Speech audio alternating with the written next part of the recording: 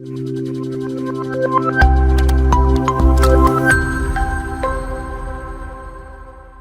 All. അപ്പം നമ്മൾ ഇന്ന് നോക്കുന്നത് MSWയിലെ ഫീൽഡ്സ് ഓഫ് കൗൺസിലിംഗ് എന്ന് പറയുന്ന ഒരു സബ്ജക്റ്റിന്റെ ഒരു ഇൻട്രൊഡക്ഷൻ ആണ്. എത്ര ബ്ലോക്ക് ഉണ്ട്, എത്ര യൂണിറ്റ് ഉണ്ട്, പിന്നെ ഓൾമോസ്റ്റ് എല്ലാവരും തന്നെ ഇത് ആദ്യമായിട്ടായിരിക്കും ഈ സബ്ജക്ട് പഠിക്കുന്നത്.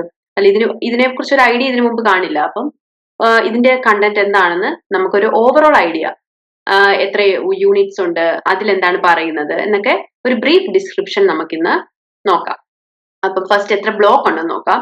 ആകെ മൊത്തം ഈ ഫീൽഡ്സ് ഓഫ് കൗൺസിലിംഗ് എന്ന് പറയുമ്പോൾ തന്നെ ഏതൊക്കെ ഫീൽഡിലാണ് കൗൺസിലിംഗ് ആപ്ലിക്കബിൾ ആകുന്നതെന്നാണ് ഉദ്ദേശിക്കുന്നത്. അപ്പം ഫസ്റ്റ് ബ്ലോക്കിൽ ഇൻഡിവിജ്വൽസ് ആൻഡ് ഫാമിലി, അതാണ് നമ്മുടെ കൗൺസിലിംഗിന്റെ ഒരു ഫീൽഡ് എന്ന് പറയുന്നത്. Block 2 health care, block 3 industry, block 4 education, block 5 counselling in social welfare sector. അതായത് കൗൺസിലിംഗിന്റെ ആപ്ലിക്കേഷൻ ലെവൽ, അത് ഏതൊക്കെ മേഖലയിൽ നടക്കുന്നു എന്നുള്ളതാണ് ഈ സബ്ജക്റ്റിന്റെ ഒരു ഇത് തന്നെ. അപ്പൊ അതൊരു വാസ്റ്റ് ഏരിയ ആണ്, അതുകൊണ്ട് ഇതിനെ ചെറിയ ചെറിയ ബ്ലോക്കുകളായിട്ട് ഡിവൈഡ് ചെയ്തിരിക്കുന്നു. ഇനി ഈ ഓരോ ബ്ലോക്കിന്റെ കീഴില് കുറെ യൂണിറ്റ്സ് ഉണ്ട്. അപ്പം നമുക്ക് അതെന്താണെന്ന് നോക്കാം. പിന്നെ ഓൾമോസ്റ്റ് ഈ ഇൻട്രൊഡക്ഷൻ നമ്മൾ തരുന്നതിന് ഇപ്പം എക്സാമിന്റെ ഒക്കെ ടൈമിലാണെങ്കിലും നമുക്കൊരു എസ്എ ക്വസ്റ്റ്യൻ ഒക്കെ വരുവാണെങ്കിൽ നമ്മൾ ജസ്റ്റ് നമുക്കൊരു ഓവറോൾ ഐഡിയ, അതായത് ആ ഫസ്റ്റ് പാരഗ്രാഫ് എഴുതാൻ വേണ്ടിയിട്ട് ഇത് കുറെ യൂസ്ഫുൾ ആണ്. മെയിൻ ആയിട്ട് ബ്ലോക്കിന്റെ നെയിം, അതുപോലെ നമ്മൾ പഠിക്കുന്ന യൂണിറ്റ്സ് ഏതൊക്കെയാണ്, അങ്ങനത്തെ കാര്യങ്ങളൊക്കെ അറിയാമെങ്കിൽ നമുക്ക് ഒരു ക്വസ്റ്റ്യൻ തന്നെ ആൻസർ ചെയ്യാം. സോ ഫസ്റ്റ് ബ്ലോക്ക് എന്ന് പറയുന്നത് ഇൻഡിവിജ്വൽസ് ആൻഡ് ഫാമിലി. അതിൽ 4 യൂണിറ്റ് ആണുള്ളത്. First unit family and couple counselling, second unit counselling in a legal setting, third unit family code, family problem, sex and sexuality, fourth unit suicide and counselling. അപ്പൊ first unit family and couple counselling. ഓരോ യൂണിറ്റിലും അതിന്റെ പേരിൽ നിന്ന് തന്നെ അതിന്റെ content ഉണ്ട്. അപ്പൊ ഫാമിലി ആൻഡ് കപ്പിൾ കൗൺസിലിംഗ് എന്ന് പറയുമ്പോൾ തന്നെ ഫാമിലി ആയിട്ട് റിലേറ്റ് ചെയ്ത കാര്യമാണ് ഈ യൂണിറ്റിൽ ഓൾമോസ്റ്റ് ഫുൾ പറയുന്നത്. ഇതിൽ പറയുന്നത് എന്താണെന്ന് വെച്ചാൽ importance of pre marital counselling. നമ്മൾ അതായത് മാരേജിന് മുമ്പുള്ള കൗൺസിലിംഗിന്റെ ഇമ്പോർട്ടൻസ് എന്താണ്, അതായത് ഒരു നല്ല മാരീഡ് ലൈഫ് ജീവിക്കാൻ, അല്ലെങ്കിൽ ഒരു നല്ല ഫാമിലി ലൈഫ് ജീവിക്കാൻ വേണ്ടുന്ന കാര്യങ്ങളെ കുറിച്ചും അത് ഇൻവോൾവ് ആയിട്ടുള്ള കൗൺസിലിംഗിനെ കുറിച്ചും ഒക്കെയാണ് ഈ യൂണിറ്റിൽ പറയുന്നത്. Importance of pre marital counselling, പിന്നെ knowledge about steps, factors and therapies of family counselling. Family കൗൺസിലിംഗിന്റെ സ്റ്റെപ്സ് എന്തൊക്കെയാണ്, ഫാക്ടേഴ്സ് എന്തൊക്കെയാണ്, തെറാപ്പീസ് എന്തൊക്കെയാണ്, പിന്നെ കപ്പിൾ കൗൺസിലിംഗിന്റെ stages and procedures, family planning കൗൺസിലിംഗിന്റെ ടൈപ്സ്, ഫാക്ടേഴ്സ് ആൻഡ് പ്രിൻസിപ്പൾസ്. ഇതൊക്കെയാണ് യൂണിറ്റ് 1 പറയുന്നത്. Next unit counselling in a legal setting. Legal setting എന്ന് പറയുമ്പോൾ തന്നെ നമുക്കറിയാം കോർട്ടുമായിട്ടൊക്കെ റിലേറ്റ് ചെയ്തായിരിക്കും. അപ്പം കോർട്ട്, അങ്ങനത്തെ ലീഗലി ഇൻവോൾവ് ആയിട്ടുള്ള കാര്യങ്ങൾ എങ്ങനെയാണ് കൗൺസിലിംഗ് എന്നുള്ളതാണ് ഈ യൂണിറ്റിൽ മെയിൻ ആയിട്ട് പറയുന്നത്. Role of a counsellor in a judicial setting. ഒരു ജുഡീഷ്യൽ സെറ്റിംഗിൽ ഒരു കൗൺസിലറിന്റെ റോൾ എന്താണ്? നമുക്കറിയാം ഇപ്പൊ ഓൾമോസ്റ്റ് എന്താണ്, ഇപ്പം രണ്ടുപേര് ഡിവോഴ്സ് ആവാൻ വരുന്നു, അങ്ങനത്തെ കാര്യങ്ങളൊക്കെ കൺസോൾവ് ചെയ്യാനായിട്ട് ചെല്ലുന്ന കൗൺസിലർ ആണ്. പിന്നെ skills and techniques used by counsellors. ഈ ജുഡീഷ്യൽ സെറ്റിംഗിൽ എങ്ങനെയാണ്, അതിന് നമ്മൾ നോർമൽ ഒരു ഹ്യൂമൻ ബീങ്ങിനെ കൗൺസിൽ ചെയ്യുന്ന പോലത്തെ കാര്യങ്ങളല്ല. അപ്പം ജുഡീഷ്യൽ സെറ്റിംഗിൽ മേ ബി നമ്മൾ ക്രിമിനൽസുമായിട്ട് നമ്മൾ ഇടപെടേണ്ടി വരും. അപ്പൊ അങ്ങനത്തെ കാര്യങ്ങളൊക്കെ ഉണ്ട്. അപ്പം സ്കിൽസ് ആൻഡ് ടെക്നിക്സ്, അതിന് യൂസ് ചെയ്യുന്ന സ്കിൽസ് ആൻഡ് ടെക്നിക്സ് എന്തൊക്കെയാണ്. പിന്നെ protection of women from domestic violence act 2005. പിന്നെ മെയിൻ ആയിട്ട് ഇങ്ങനെ ആക്ടുകളൊക്കെ വരുമ്പോൾ നമ്മളത് കൂടുതൽ നോട്ട് ചെയ്യണം. ആ പാർട്ടൊക്കെ കുറച്ച് ഇമ്പോർട്ടന്റ് ആയിരിക്കും.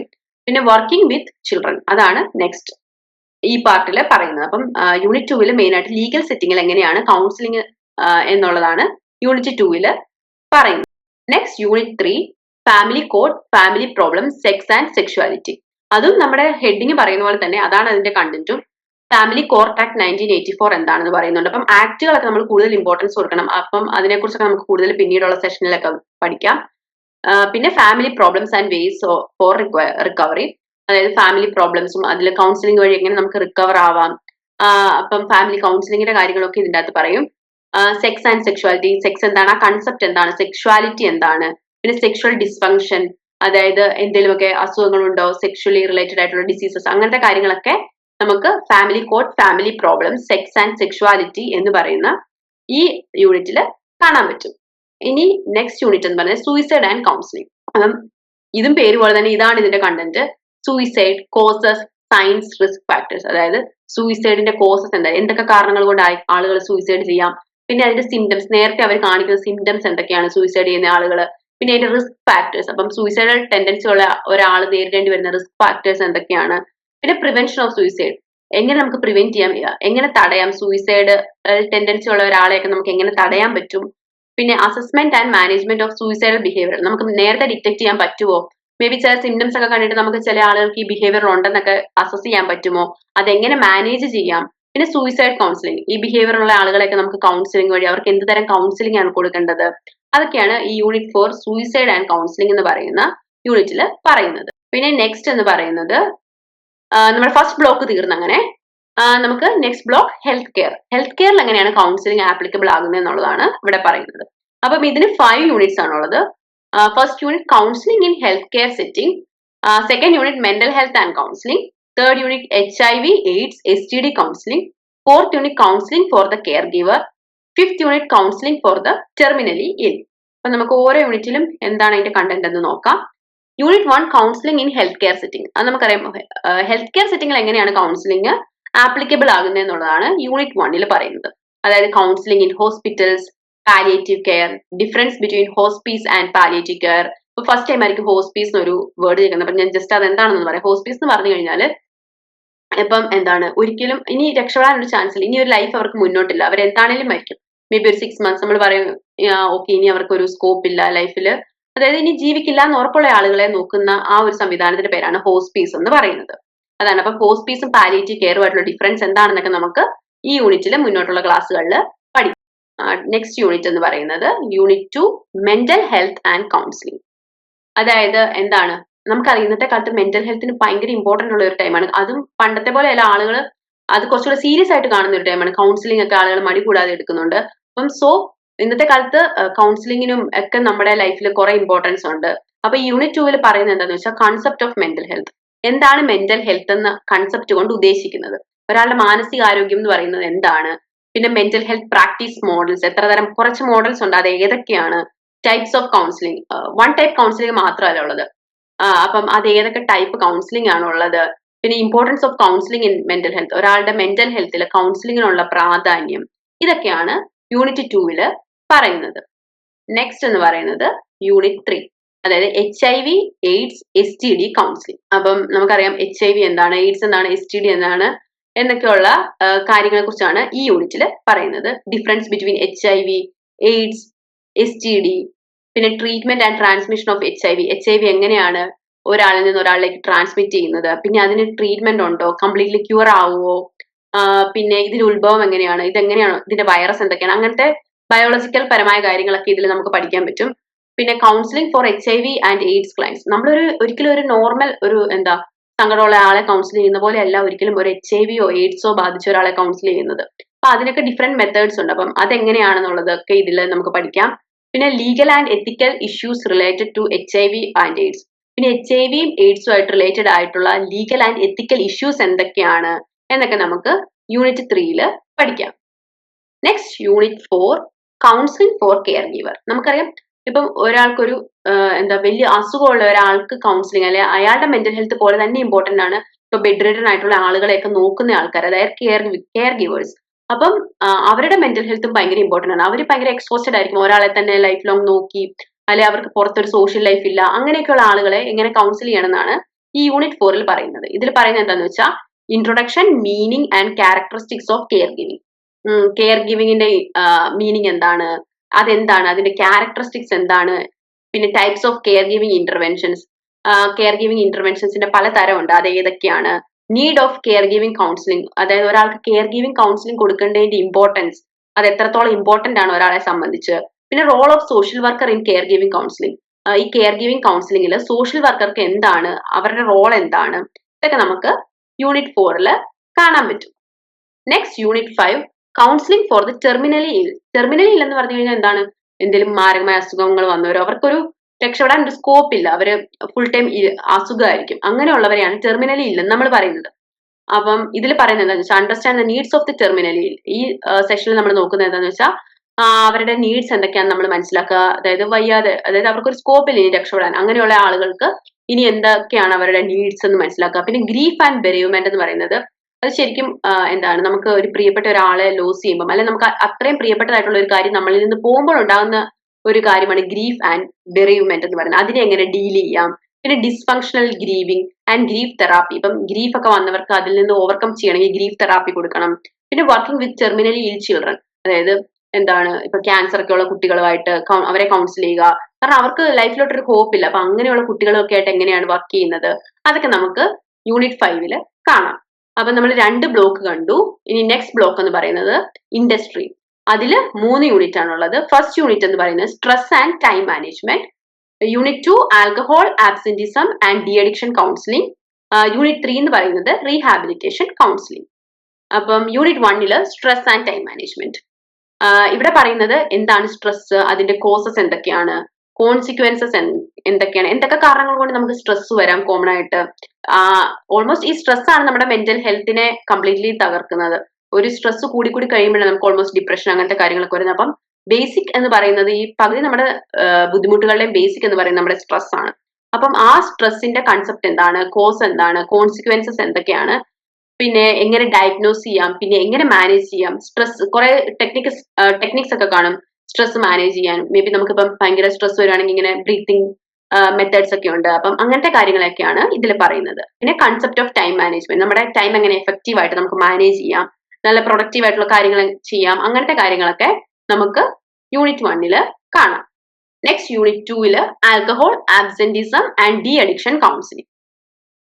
ഇതിൽ നമുക്ക് പരിചയമില്ലാത്ത ഒരു വേർഡ് എന്ന് പറയുന്നത് ആബ്സെന്റിസം ആണ്. ആബ്സെന്റിസം എന്ന് പറഞ്ഞു കഴിഞ്ഞാൽ ജസ്റ്റ് സിമ്പിൾ ആയിട്ട് പറയുകയാണെങ്കിൽ ഒരു നമ്മൾ ചെല്ലേണ്ട ഒരു സ്ഥലത്ത് നമ്മൾ അവിടെ റെസ്പോൺസിബിൾ ആയിട്ടുള്ള ഒരു സ്ഥലത്ത് നമ്മൾ ചെല്ലാതിരിക്കുക, ഫ്രീക്വന്റ് ആയിട്ട് നമ്മൾ ആബ്സെന്റ് ആകുക. അതിപ്പം സ്കൂളിൽ പഠിക്കുന്ന ഒരു കുട്ടിയാണെങ്കിൽ സ്കൂൾ ആവാം, കോളേജിൽ പഠിക്കുന്ന ഒരു കുട്ടിയാണെങ്കിൽ കോളേജ് ആവാം. നമ്മൾ പോകേണ്ട ഒരു ഉത്തരവാദിത്തം നമുക്കുള്ള സ്ഥലത്ത് നമ്മൾ പോകാതിരിക്കുന്നതിനെയാണ് ആബ്സെന്റിസം എന്ന് പറയുന്നത്. അത് ശരിക്കും നമുക്ക് ഇൻഡിവിജ്വലി ഒരു പ്രോബ്ലം ഉള്ളതുകൊണ്ടാണ് നമ്മൾ അങ്ങനെ എന്തിനോ നമ്മൾ ഭയക്കുന്നതുകൊണ്ടാണ് നമ്മൾ അങ്ങനെ പോകാതിരിക്കുന്നത്. അപ്പം അതിനെയാണ് ആബ്സെന്റിസം എന്ന് പറയുന്നത്. അതൊക്കെ നമുക്ക് കൗൺസിലിംഗ് വഴി മാറ്റിയെടുക്കാം. അങ്ങനെയുള്ളവരെ നമുക്ക് കൗൺസിൽ ചെയ്യാം. അതൊക്കെയാണ് ഈ ഒരു യൂണിറ്റിൽ പറയുന്നത്. ആൽക്കഹോൾ അബ്യൂസ് ആൻഡ് ഇൻഡസ്ട്രി, അതായത് ആളുകൾ ആൽക്കഹോളിന് അഡിക്റ്റഡ് ആയിട്ട് അവർക്ക് ഉണ്ടാകുന്ന കാര്യങ്ങള്. പിന്നെ റോൾ ഓഫ് കൗൺസിലർ ഇൻ ആബ്സെന്റിസം, കൗൺസിലർക്ക് എങ്ങനെ ആബ്സെന്റിസത്തിൽ അവരുടെ റോൾ എന്തൊക്കെയാണ്. പിന്നെ D addiction counselling. De addiction എന്ന് പറയുമ്പോൾ നമുക്കറിയാം, നമ്മൾ ഡി അഡിക്ഷൻ സെന്റേഴ്സ് എന്നൊക്കെ കേട്ടിട്ടുണ്ട്. ഡി അഡിക്ഷൻ കൗൺസിലേഴ്സ് ഉണ്ട്. അതായത് ഇപ്പൊ ആൽക്കഹോളിനൊക്കെ അഡിക്റ്റഡ്, ആൽക്കഹോൾ തന്നെ വേണം, ഡ്രഗ് അഡിക്ഷൻ, അങ്ങനെ പല അഡിക്ഷൻ കാണും. അങ്ങനെ അഡിക്റ്റഡ് ആയവരെ അതിൽ നിന്ന് മോചിപ്പിക്കാൻ, കാരണം അവർക്ക് അത്ര പെട്ടെന്നൊന്നും അതിൽ നിന്ന് പുറത്തു വരാൻ പറ്റില്ല. സോ അപ്പം അവരെയൊക്കെ നമ്മൾ മെന്റലി അവർക്ക് അതിനുള്ള സ്ട്രെങ്ത് കൊടുക്കുക, അവർക്ക് അങ്ങനത്തെ കാര്യങ്ങളൊക്കെയാണ് ഡി അഡിക്ഷൻ കൗൺസിലിംഗിൽ വരുന്നത്. പിന്നെ സ്ട്രാറ്റജീസ് ഓഫ് ഇന്റർവെൻഷൻ, ഇതിന് എന്തൊക്കെ സ്ട്രാറ്റജീസ് നമുക്ക് കൊണ്ടുവരാം, അതായത് ഈ കൗൺസിലിംഗിലുള്ള സ്ട്രാറ്റജീസ് ഒക്കെയാണ് ഇതിൽ പറയുന്നത്. നെക്സ്റ്റ് എന്ന് പറയുന്നത് യൂണിറ്റ് 3 റീഹാബിലിറ്റേഷൻ കൗൺസിലിംഗ്. അപ്പം റീഹാബിലിറ്റേഷന്റെ ഹിസ്റ്ററി എന്താണ് റീഹാബിലിറ്റേഷൻ. റീഹാബിലിറ്റേഷൻ എന്ന് നമ്മൾ സിമ്പിൾ ആയിട്ട് പറയുകയാണെങ്കിൽ സത്യത്തിൽ ഇപ്പം ഭയങ്കര ട്രോമാറ്റിക് ആയിട്ടുള്ള കാര്യങ്ങളിലൂടെയൊക്കെ കടന്നുപോയ ആൾക്കാർ, അല്ലെങ്കിൽ എന്തെങ്കിലും ആക്സിഡന്റ്സ്, ആരുടെയും ലോസ്, അല്ലെ ഇപ്പം ഈവൻ നല്ലൊരു അഡിക്റ്റഡ് ആയിട്ട് ഇപ്പം ഡ്രഗിനൊക്കെ അഡിക്റ്റഡ് ആയിട്ടുള്ളവർ, അവരെ തിരിച്ച് നമ്മൾ കൊണ്ടുവരികയാണ്. അവരെ ഇപ്പൊ ട്രോമയിലൊക്കെ ഉള്ളവരെ നമ്മൾ പഴയ ജീവിതത്തിലേക്ക് തിരിച്ചെത്തിക്കാൻ വേണ്ടിയിട്ട് ചെയ്യുന്ന ആ ഒരു ഇതിനെയാണ് റീഹാബിലിറ്റേഷൻ എന്ന് പറയുന്നത്. അപ്പം ആ ടൈമിൽ അവർക്ക് നല്ലപോലെ കൗൺസിലിംഗ് ആവശ്യമുണ്ട്, മെന്റൽ സ്ട്രെങ്ത് അവർക്ക് ആവശ്യമുണ്ട്. അപ്പം അതാണ് റീഹാബിലിറ്റേഷൻ കൗൺസിലിംഗ് എന്ന് പറയുന്നത്. അപ്പം അതിന്റെ ഹിസ്റ്ററി എന്താണ്, ഡെഫിനിഷൻ എന്താണ്, പിന്നെ areas and special fields of rehabilitation counselling, അതിന്റെ പല ഏരിയാസ് ഉണ്ട്, പല ഫീൽഡ്സ് ഉണ്ട്. അപ്പൊ അത് ഏതൊക്കെയാണ്. പിന്നെ functions of rehabilitation councillor, normal ഒരു അഡൽറ്റിനെയോ അല്ലെങ്കിൽ നോർമലി ഒരു സങ്കടപ്പെട്ടിരിക്കുന്ന ആളെ കൗൺസിൽ ചെയ്യുന്ന പോലെയല്ല റീഹാബിലിറ്റേഷൻ കൗൺസിലറുടെ വർക്ക് എന്ന് പറയുന്നത്. ഫങ്ഷൻസ് ഭയങ്കര ഡിഫറെന്റ് ആയിരിക്കും. അപ്പൊ അത് ഏതൊക്കെയാണ്. പിന്നെ approaches of rehabilitation counselling, normal approaches ആയിരിക്കില്ല, അതിന് വ്യത്യസ്തമായ കാര്യങ്ങൾ നമ്മൾ ചെയ്യണം. അപ്പൊ അത് ഏതൊക്കെയാണ് അപ്രോച്ചുകൾ, അതൊക്കെയാണ് യൂണിറ്റ് 3 നമുക്ക് കാണാൻ സാധിക്കുന്നത്. നെക്സ്റ്റ് എന്ന് പറയുന്നത് ബ്ലോക്ക് 4 ആണ്. 3 ബ്ലോക്ക് നമ്മൾ കണ്ടു. Next block 4 education. അതിൽ 3 യൂണിറ്റ് ആണുള്ളത്. School and college counselling, unit 2 adolescent counselling, unit 3 career counselling. ഇതാണ് 3 യൂണിറ്റ്സ് ഉള്ളത്. അപ്പം ഓരോ യൂണിറ്റിലും എന്താണെന്ന് നമുക്ക് നോക്കാം. Unit 1 school and college counselling. അത് എന്താണെന്ന് വെച്ച് കഴിഞ്ഞാൽ നമ്മുടെ പേര് പോലെ തന്നെ സ്കൂൾ കുട്ടികളെയും കോളേജിലുള്ള കുട്ടികളെയൊക്കെ കൗൺസിൽ ചെയ്യുന്ന ആ ഒരു കാര്യങ്ങളൊക്കെയാണ് ഈ യൂണിറ്റ് 1 പറയുന്നത്. Counselling at elementary, high school and college. അതായത് നമ്മൾ ഒരിക്കലും ഒരു 5 വയസ്സുള്ള കുട്ടിയെ ഒരു കാര്യം പറഞ്ഞ് മനസ്സിലാക്കുന്ന പോലെ ആയിരിക്കില്ല 15 വയസ്സുള്ള ഒരു കുട്ടിയെ പറഞ്ഞ് മനസ്സിലാക്കുന്നത്. സോ ഓരോ പ്രായത്തിനും അതിൻ്റെതായ രീതി വേണം നമ്മൾ അവരോട് കാര്യങ്ങൾ ചോദിച്ചറിയാൻ. അപ്പൊ അതൊക്കെയാണ് ഈ ഒരു യൂണിറ്റിൽ പറയുന്നത്. അതിനുള്ള മെത്തേഡ്സ് ഏതൊക്കെയാണ്, മെത്തേഡ്സ് ഓഫ് കൗൺസിലിംഗ്. പിന്നെ role of counsellor in school and colleges. ഇപ്പം നമുക്കറിയാം നമ്മുടെ നാട്ടിൽ പണ്ടൊന്നും ഇത്ര നിർബന്ധമില്ലായിരുന്നു. ഇപ്പം ഓരോ സ്കൂളിലും ഓരോ കോളേജിലും ഓരോ സെക്ഷനും കൗൺസിലർ വേണം എന്ന് നിർബന്ധമുണ്ട്. അറ്റ്ലീസ്റ്റ് ആ സ്കൂളിന് ഒരു കൗൺസിലർ എങ്കിലും വേണമെന്ന് നിർബന്ധമുണ്ട്. അപ്പം so role of counsellor in school and colleges. പിന്നെ ഗൈഡൻസ് സർവീസസ്, നമുക്ക് ഇവരെ എങ്ങനെ ഗൈഡ് ചെയ്യാം എന്നുള്ള കാര്യങ്ങൾ, അതൊക്കെയാണ് യൂണിറ്റ് 1 മെയിൻ ആയിട്ട് നമുക്ക് കാണാൻ പറ്റുന്നത്. Next unit 2 adolescent counselling. Adolescence എന്ന് പറയുന്നത് നമുക്കറിയാം കോംപ്ലിക്കേറ്റഡ് ആയിട്ടുള്ള ഒരു ഏജ് ആണ്. സോ കുറെ പ്രശ്നത്തിലൊക്കെ നമ്മൾ ചെന്ന് ചാടാൻ ചാൻസ് ഉള്ള ഏജ് ആണ്. അപ്പൊ ആ ടൈമിൽ നമ്മൾ അവർക്ക് എന്തെങ്കിലും കൗൺസിലിംഗ് ആയിട്ട് പറഞ്ഞു കൊടുക്കും, അത് ഭയങ്കര ശ്രദ്ധിച്ചു വേണം പറഞ്ഞു കൊടുക്കാൻ. അപ്പം അങ്ങനത്തെ കാര്യങ്ങളാണ് യൂണിറ്റ് 2 പറയുന്നത്. Theories on adolescent development. അപ്പൊ അഡലസെന്റ് ഡെവലപ്മെന്റിന് കുറച്ച് തിയറീസ് ഉണ്ട്, അത് ഏതൊക്കെയാണെന്ന് ഇതിൽ പറയുന്നുണ്ട്. പിന്നെ developmental needs and skills in adolescence. അഡലസെൻസിന് വേണ്ട നീഡ്സും സ്കിൽസും എന്തൊക്കെയാണ്. Strategies and approaches used in counselling adolescence. അതായത് നമുക്ക് ഇപ്പൊ പറയുന്ന പോലെ തന്നെ എല്ലാ ഏജ് ഗ്രൂപ്പിനും പല രീതിയിലുള്ള ടെക്നിക്സ് ആണ് യൂസ് ചെയ്യുന്നത്. അപ്പൊ അഡോളസെൻസിന് എന്തൊക്കെ അപ്രോച്ച് യൂസ് ചെയ്ത് നമുക്ക് അവരെ കൗൺസിൽ ചെയ്യാം, അല്ലെ അവർക്ക് നല്ലൊരു ലൈഫ് കാണിച്ചു കൊടുക്കാം എന്നൊക്കെ ഉള്ളതാണ് ഇതില് പറയുന്നത്. Next unit 3 career counselling. ഇന്നത്തെ ഒരു ഫ്യൂച്ചർ അല്ലെ ഈ ഒരു ടൈമിൽ അല്ലെ ഇനി ഫ്യൂച്ചറിൽ അങ്ങോട്ടും പണ്ടത്തെ പോലെയല്ല. പണ്ട് നമുക്ക് ഇഷ്ടമുള്ള എന്തെങ്കിലും ഒരു കരിയർ നമ്മൾ പോയി ചൂസ് ചെയ്യുമായിരുന്നു, അല്ലെ ആരെങ്കിലും പറയുന്നത് പോയി എടുക്കും. ബട്ട് ഇപ്പം പ്രൊഫഷണലി ഏബിൾഡ് ആയിട്ടുള്ള ആളുകളുണ്ട് നമ്മളെ നമ്മളെ ഗൈഡ് ചെയ്യാനായിട്ട്, നമുക്ക് ഏത് കരിയർ ആണ് വേണ്ടതെന്നൊക്കെ. അപ്പം സോ ഇതിപ്പോ ഒരു സ്കോപ്പ് ഉള്ള ഒരു മേഖലയാണ് കരിയർ കൗൺസിലിംഗ് എന്ന് പറയുന്നത്. നമ്മളെ കരിയറിൽ ഡിസിഷൻ എടുക്കാനും അങ്ങനത്തെ കാര്യങ്ങളൊക്കെയാണ് ഈ യൂണിറ്റിൽ പറയുന്നത്. കൺസെപ്റ്റ് ഓഫ് കരിയർ ഡിസിഷൻസ്, ഇതിന്റെ കൺസെപ്റ്റ് എന്താണ്, ഇതിന്റെ ബേസിക് എന്താണ്, ഈ കരിയർ കൗൺസിലിംഗ് എന്താണ്, പിന്നെ തിയറീസ് ഓഫ് കരിയർ ഡെവലപ്മെന്റിന്റെ തിയറീസ് ഏതൊക്കെയാണ്, concept and principles of career കൗൺസിലിംഗിന്റെ കൺസെപ്റ്റ്, പ്രിൻസിപ്പിൾസ്, ഈ ആശയം എവിടുന്ന് വന്നു, അങ്ങനത്തെ കാര്യങ്ങളൊക്കെ, സ്റ്റേജസ് എന്താണ്, പ്രോസസ് എന്താണ്, അതൊക്കെ നമുക്ക് ഈ യൂണിറ്റിൽ കാണാൻ പറ്റും. നെക്സ്റ്റ് നമ്മുടെ ഫൈനൽ ബ്ലോക്ക് ആണ് counselling in social welfare sector. Social welfare സെക്ടറിലുള്ള കൗൺസിലിംഗ് എങ്ങനെയാണെന്നുള്ളത് ഇവിടെ നമുക്ക് 4 യൂണിറ്റ്സ് ആയിട്ട് തിരിച്ചിട്ടുണ്ട്. അപ്പൊ ഫസ്റ്റ് യൂണിറ്റിലെ കൗൺസിലിംഗ് ഫോർ ചിൽഡ്രൻ, സെക്കൻഡ് യൂണിറ്റിലെ ജെൻഡർ സ്പെസിഫിക് കൗൺസിലിംഗ്, തേർഡ് യൂണിറ്റിലെ social defence and counselling in correctional settings, fourth യൂണിറ്റിലെ counselling in disability sector. So first unit എന്ന് പറയുന്നത് കൗൺസിലിംഗ് ഫോർ ചിൽഡ്രൻ. അപ്പം ഇവിടെ നമ്മൾ കാണുന്നത് relevance of counselling for children in India. ഇപ്പം നമുക്കറിയാം നമ്മൾ ലോകത്ത് പ്രത്യേകിച്ച് ഇന്ത്യയിൽ കുട്ടികൾ ഒത്തിരി അബ്യൂസിനൊക്കെ എന്താണ് സെക്ഷൽ അബ്യൂസ്, പിന്നെ വീട്ടിലുള്ള അബ്യൂസ്, അങ്ങനെ പല പല അബ്യൂസിനൊക്കെ കുട്ടികൾ ഇരയാവുന്നുണ്ട്. അപ്പോഴത്തേനും നമ്മൾ സ്കൂളിലൊക്കെ ചെന്നിട്ട് കൗൺസിലിംഗ് ചെയ്യുമ്പോഴാണ് പല കാര്യങ്ങളും പുറത്തു വരുന്നത്. സോ ഭയങ്കര ഇമ്പോർട്ടന്റ് ആണ് കൗൺസിലിംഗ് ഇന്ന് ഇന്ത്യയിൽ കുട്ടികളെ സംബന്ധിച്ചിടത്തോളം. പ്രത്യേകിച്ചും കുട്ടികൾ വീട്ടിൽ അനുഭവിക്കുന്ന ബുദ്ധിമുട്ടുകൾ, എന്തെങ്കിലും വീടുകളിൽ സെക്ഷൽ അബ്യൂസ് അനുഭവിക്കുന്നുണ്ടോ, അങ്ങനത്തെ കാര്യങ്ങളൊക്കെ നമ്മൾ കുട്ടികളെ സ്കൂളിലൊക്കെ വന്ന് ഒരു കൗൺസിലർ ചോദിക്കുമ്പോഴാണ് പകുതി കാര്യങ്ങളും പുറത്താകുന്നത്. സോ നമുക്ക് ഇന്ത്യയിലെ ഇന്നത്തെ സാഹചര്യത്തിൽ ഭയങ്കര ഇമ്പോർട്ടന്റ് ആയിട്ടുള്ള ഒരു കാര്യമാണ് കൗൺസിലിംഗ് എന്ന് പറയുന്നത്. അപ്പൊ അതിന്റെ കാര്യങ്ങളൊക്കെയാണ് ഈ യൂണിറ്റിൽ പറയുന്നത്. പിന്നെ challenges and process involve in counselling children. കുട്ടികളെ ഒരു കാര്യം ചോദിച്ച് മനസ്സിലാക്കുക എന്ന് പറയുന്നത് ഒട്ടും സിമ്പിൾ ആയിട്ടുള്ള ഒരു കാര്യമല്ല. സോ അതിന് കുറെ ചലഞ്ചസ് ഉണ്ട്. പിന്നെ എന്തൊക്കെ പ്രോസസ്സ് വഴിയാണ് നമ്മൾ കുട്ടികളെ കൗൺസിൽ ചെയ്യുന്നത്, പിന്നെ counselling needs of juveniles in conflict with law and in children's homes. അതായത് juveniles in conflict with law എന്ന് പറയുമ്പോൾ, ജുവനൈൽ എന്ന് പറയുമ്പോൾ തന്നെ എന്തെങ്കിലും ക്രൈമിൽ ഇൻവോൾവ് ആയിട്ടുള്ള ഒരു കുട്ടീനെയാണ് നമ്മൾ ജുവനൈൽ എന്ന് പറയുന്നത്. അതായത് ജുവനൈൽ ഹോംസ് ഒക്കെ നമുക്കറിയാം അങ്ങനെ. അപ്പം കുട്ടികൾ ക്രൈം ചെയ്ത് കഴിയുമ്പോൾ നമുക്ക് അവരെ ജുവനൈൽ എന്ന് വിളിക്കാം. അപ്പൊ ക്രൈം ചെയ്ത കുട്ടികളെയൊക്കെ കൗൺസിൽ ചെയ്യാന്ന് പറയുന്നത് സിമ്പിൾ ആയിട്ടുള്ള ഒരു ഇതല്ല. അപ്പം അതിനെന്തൊക്കെ വേണം, അതിന്റെ പ്രോസസ്സ് എന്തൊക്കെയാണെന്ന് നമുക്ക് ഇതിന്റെ അകത്ത് കാണാം. പിന്നെ knowledge and skills four counselling children and juveniles in institution. അതുപോലെ ഒരു കൗൺസിലർക്ക് കുട്ടികളെ ജുവനൈൽസിനെയും ചിൽഡ്രനെയൊക്കെ എങ്ങനെയാണ് കൗൺസിൽ ചെയ്യേണ്ടതെന്നുള്ളതിന് സ്പെഷ്യൽ സ്കിൽസും അതിന് കുറച്ചുകൂടെ അറിവ് വേണം.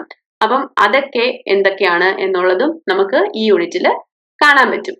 പിന്നെ യൂണിറ്റ് 2 ജെൻഡർ സ്പെസിഫിക് കൗൺസിലിംഗ്. അതായത് ഒരിക്കലും ഒരു സ്ത്രീയുടെയും പുരുഷന്റെയും മനസ്സും എല്ലാം രണ്ട് രീതിയിലാണ്. അപ്പം ഒരു സ്ത്രീയെ നമ്മൾ കൗൺസിൽ ചെയ്യുന്ന അതേ രീതിയിൽ തന്നെ നമുക്ക് പുരുഷനെ കൗൺസിൽ ചെയ്യാൻ പറ്റില്ല. സോ അങ്ങനെയാണ് ജെൻഡർ സ്പെസിഫിക് കൗൺസിലിംഗ് എന്ന് പറയുന്ന ഒരു ഇത് തന്നെ വന്നത്.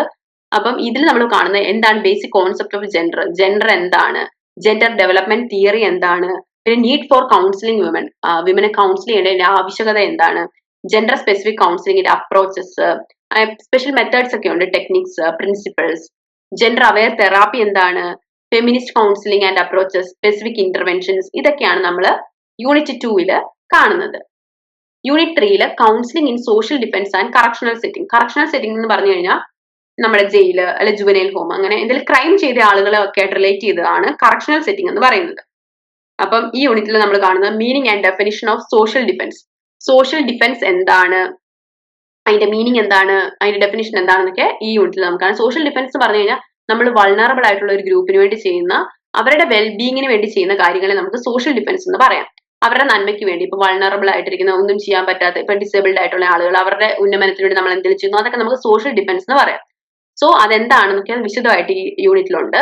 പിന്നെ historic development of the concept. ഈ കൺസെപ്റ്റ് എങ്ങനെയാണ് ഇവിടെ, അതിന്റെ ചരിത്രം എന്താണ്, അതിന്റെ ഡെവലപ്മെന്റ് എന്താണ്, പിന്നെ സോഷ്യൽ ഡിഫൻസ് ഇൻ ഇന്ത്യയിൽ സോഷ്യൽ ഡിഫൻസിനുള്ള പ്രാധാന്യം.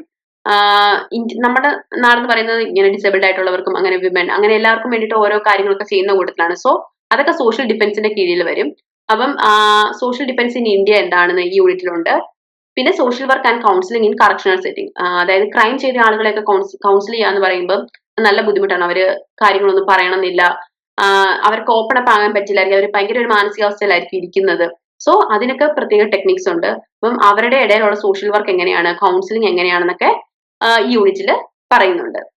Next unit 4 counselling in disability sector. അതായത് ഡിസേബിൾഡ് ആയിട്ടുള്ള ആളുകളുടെ ഇടയിലുള്ള കൗൺസിലിംഗ്.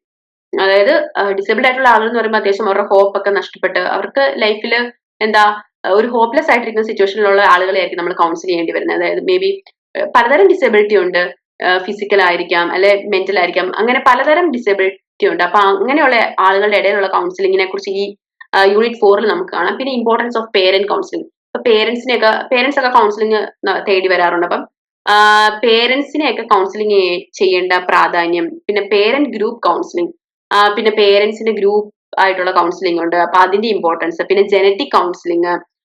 അതായത് ഇപ്പൊ ജനറ്റിക് കൗൺസിലിംഗ് എന്ന് പറയുമ്പോൾ അതിന്റെ അകത്ത് വരുന്ന ഒരു കാര്യമാണ് എന്താണ്, നമുക്ക് നമ്മുടെ ജനറ്റിക്സ് ആയിട്ട് എന്തെങ്കിലും നമുക്ക് അസുഖങ്ങളൊക്കെ ഉണ്ടെങ്കിൽ അതിനെ പറ്റിയൊക്കെ പറഞ്ഞ് മനസ്സിലാക്കുക, അങ്ങനത്തെ കാര്യങ്ങളൊക്കെ ജനറ്റിക് കൗൺസിലിംഗിൽ വരുന്ന കാര്യമാണ്. അപ്പം ഇതൊക്കെയാണ് നമ്മുടെ ഈ ഫീൽഡ്സ് ഓഫ് കൗൺസിലിംഗ് എന്ന് പറയുന്ന ഇതിൽ ഉൾപ്പെട്ടിട്ടുള്ള കാര്യങ്ങൾ. അപ്പം സോ നമ്മുടെ 5 ബ്ലോക്കും കഴിഞ്ഞു. ഏകദേശം ഒരു ധാരണ കിട്ടിയെന്ന് വിചാരിക്കുന്നു. അതായത് എന്താണ് ഇപ്പൊ നമ്മൾ പഠിക്കേണ്ട കാര്യങ്ങൾ എന്താണ്, എത്ര ബ്ലോക്ക് ഉണ്ട്, അതിൽ എന്താണ് കാര്യങ്ങളെ കുറിച്ച് പറയുന്നതെന്നൊക്കെ ജസ്റ്റ് പറഞ്ഞു കഴിഞ്ഞു നമ്മള്. ഇനി നമ്മൾ കൂടുതൽ വിശദമായിട്ട് നമുക്ക് നെക്സ്റ്റ് സെക്ഷനിലൊക്കെ കാണാം. So thank you.